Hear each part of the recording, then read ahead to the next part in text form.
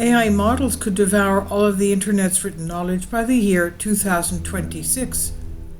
A new estimate suggests that AI could use up all of the internet's text data within the next few years. The next recourse could be private information, a new study warns. Artificial intelligence AI systems could devour all of the internet's free knowledge as soon as 2026, a new study warned. AI models such as GPT-4, which powers ChatGPT, or Cloud 3 Opus rely on the many trillions of words shared online to get smarter, but new projections suggest they will exhaust the supply of publicly available data sometime between 2026 and 2032. This means to build better models, the tech companies will need to begin looking elsewhere for data. This could include producing synthetic data, turning to lower quality sources, or more worrying, tapping into private data in servers that store messages and emails. The researchers published their findings June 4th on the preprint server ARXIV.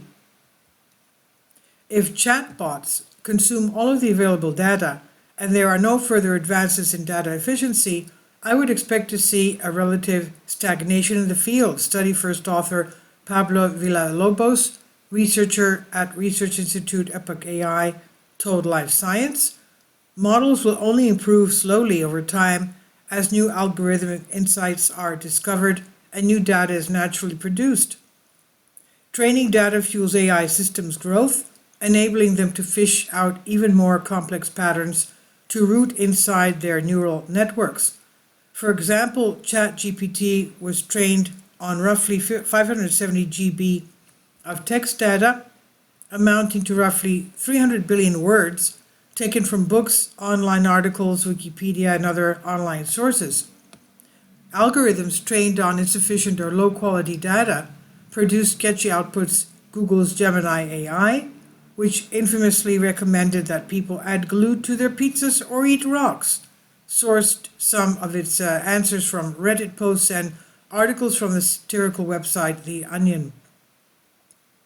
To estimate how much text is available online, the researchers used Google's web index, calculating that there were currently about 250 billion web pages containing 7,000 bytes of text per page. Then they used follow-up analysis of Internet Protocol IP traffic, the flow of data across the web, and the activity of users online to project the growth of this available data stock. The results revealed that high-quality information taken from reliable sources would be exhausted before 2032 at the latest, and that low-quality language data will be used up between 2030 and 2050. Image data, meanwhile, will be completely consumed between 2030 and 2060. Neural networks have been shown to predictably improve as their data sets increase, a phenomenon called the neural scaling law. It's therefore an open question of if companies can improve their models' efficiency to account for the lack of fresh data, or if turning off the spigot will cause model improvements to plateau. However, Villalobos said that it seems unlikely the data scarcity would dramatically inhibit future AI model growth. That's because there are several possible approaches firms could use to work around the issue. Companies are increasingly trying to use private data to train models. For example, Meta's upcoming policy change, he added, in which the company announced it will use interactions with chatbots across its platforms to train its generative AI from June 26. If they succeed in doing so, and if the usefulness of private data is comparable to that of public web data, then it is quite likely that leading AI companies will have more than enough data to last until the end of the decade. At that point, other bottlenecks such as power consumption, increasing training costs, and hardware availability might become more pressing than lack of data. Another opinion is to use synthetic artificially generated data to feed the hungry models, although this has only previously been used successfully in training systems in games, coding, and math.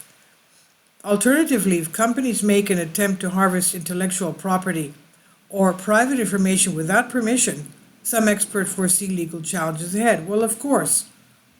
Now, content creators have protested against the unauthorized use of their content to train AI models, with some suing companies such as Microsoft, OpenAI, and Stability AI. Rita Matuliante, an expert in technology and intellectual property law, an associate professor at Macquarie University, Australia, wrote in The Conversation, being remunerated for their work may help restore some of the power imbalance that exists between creatives and AI companies. The researchers note that data scarcity is not the only challenge to continue improving of AI. ChatGPT-powered Google searches consume about 10 times the amount of electricity as a traditional search, according to the International Energy Agency. This has made tech leaders attempt to develop nuclear fusion startups to fuel their hungry data centers, although the nascent power generation method is still far from viable. This is by Ben Turner on Live Science. Please leave your comments and thank you for your support. Finally, support my Patreon account. The daily posts are 5 videos daily, and they are totally different from what I have on my YouTube channel. Thank you so much for your support and that you find all my content so interesting. You'll find the Patreon account details in the description box below.